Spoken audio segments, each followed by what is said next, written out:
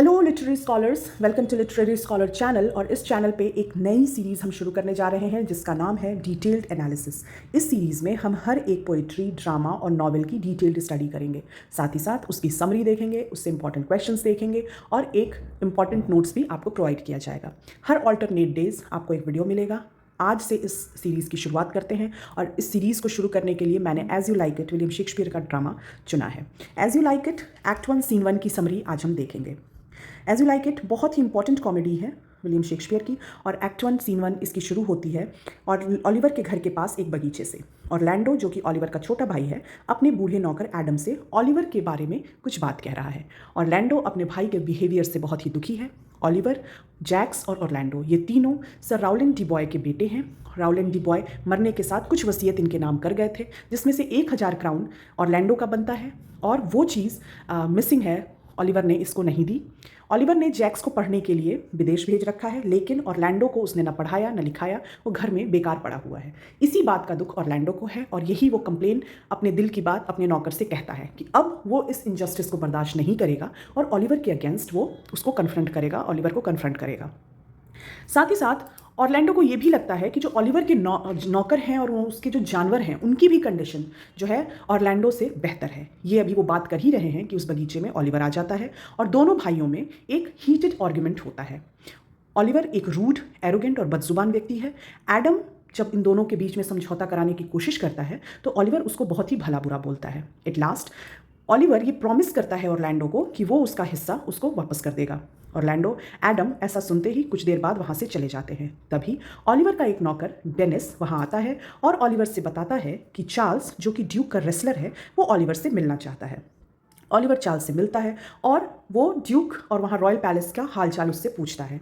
तभी चार्ल्स बताता है कि जो ओल्ड ड्यूक हैं जिनका नाम फर्डिनेंड है उनके छोटे भाई ने उनको अब बैनिश कर दिया है थ्रोन से और अपने नए ड्यूक बन गए हैं। जो नए ड्यूक हैं उनका नाम फेडरिक है।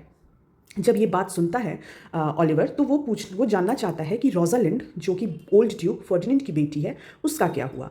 तब चार्ल्स बताता है कि जो फेडरिक नए ड्यूक हैं उनकी बेटी सिलिया और रोजालिंड में बहुत प्यार है। दोनों बचपन में एक साथ पली बड़ी हैं और साथ ही साथ उन्होंने अपनी पढ़ाई लिखाई जो भी है वो उन्होंने साथ साथ की है। इसलिए रोजालिंड जो है वो अभी रॉयल पैलेस में ही है और सिलिया के कहने पर नए ड्यूक ने रोजालिंड को बैनिश नहीं किया। फिर ऑलिवर पूछता है कि ओल्ड ड्यूक का क्या हुआ है तो चार्ल्स बताता है कि ओल्ड ड्यूक जो है वो अपने 4-5 कुछ वफादार लोगों के साथ फॉरेस्ट ऑफ आर्डन में अभी रह रहे हैं। उसके बाद चार्ल्स ऑलिवर से कहता है कि तुम अपने भाई को समझाओ क्योंकि वो मेरे से कुश्ती लड़ने की तैयारी कर रहा है और वो भी भेष बदल के। ये बात सुनते ही ऑलिवर खुश हो जाता है क्योंकि उसके सामने एक मौका है ऑरलैंडो से पीछा छुड़ाने का और इसी उद्देश्य से वो बहुत ही चालाकी के साथ चार्ल्स को भड़काता है ऑरलैंडो के खिलाफ। चार्ल्स एक्साइटेड हो जाता है और ऑरलैंडो को ख़त्म करने का भरोसा देता है और ये भरोसा पाते ही ऑलिवर बहुत ही खुश हो जाता है। इसी के साथ act 1 scene 1 As You Like It का ख़त्म होता है। तो आगे इसी श्रेणी में हम ये देखेंगे कि कुछ इंपॉर्टेंट फैक्ट्स, इंपॉर्टेंट लाइन्स और कुछ इंपॉर्टेंट रेफरेंसेस इस As You Like It act 1 scene 1 के क्या हैं। आइए देखते हैं। Facts from act 1 scene 1 As You Like It. पहला फैक्ट है कि ऑलिवर, जैक्स और ऑरलैंडो इसी क्रम में ये भाई हैं, वो हैं बेटे हैं सर राउलेंड डी बॉयज़ के। दूसरा इंपॉर्टेंट फैक्ट कि जो पहले सीन की शुरुआत है वो एडम और ऑरलैंडो, एडम जो कि ओल्ड सर्वेंट है, ऑरलैंडो ऑलिवर और जैक्स का भाई, उनके कन्वर्सेशन से शुरू होती है और जो सेटिंग है फर्स्ट सीन की वो है orchid near ऑलिवर्स house. Fourth important fact है कि जो जैक्स है वो दूसरे नंबर का बेटा है सर राउलेंड का, उसको अब्रॉड भेजा गया पढ़ने के लिए और वो एक माइनर कैरेक्टर है प्ले में। पांचवा इंपॉर्टेंट फैक्ट, ऑरलैंडो जो है वो सर राउलेंड का तीसरा या सबसे छोटा बेटा है। और छठवां इंपॉर्टेंट फैक्ट है जो 2 सर्वेंट हैं ऑलिवर के उसमें से एक का नाम एडम है और दूसरे का नाम डेनिस है। 7वें नंबर का फैक्ट, चार्ल्स रेसलर है फेडरिक का जो कि नया ड्यूक है। 8th इंपॉर्टेंट फैक्ट है कि चार्ल्स ही बताता है ऑलिवर को कि ओल्ड ड्यूक को बैनिश कर दिया है उसके छोटे भाई ने और नया ड्यूक बन बैठा है। 9th नंबर का जो फैक्ट है वो है कि रोजालिंड जो कि डॉटर है फर्डिनेंड की, फर्डिनेंड ओल्ड ड्यूक थे जिसको उनके भाई ने बैनिश किया, वो नहीं बैनिश किया जाता है because of her cousin sister cilia. Cilia जो है वो डॉटर है फेडरिक की और फेडरिक जो है वो नया ड्यूक बन बैठा है अपने भाई को बैनिश करके। 10वां नंबर का fact, Ferdinand old Duke live in a forest of Ardern after being banished. 11th number का फैक्ट है Oliver wanted his brother Orlando get killed during the wrestling match. और 12वें नंबर का फैक्ट है कि Orlando father ने उसके लिए 1000 crown छोड़ा था वसीयत में।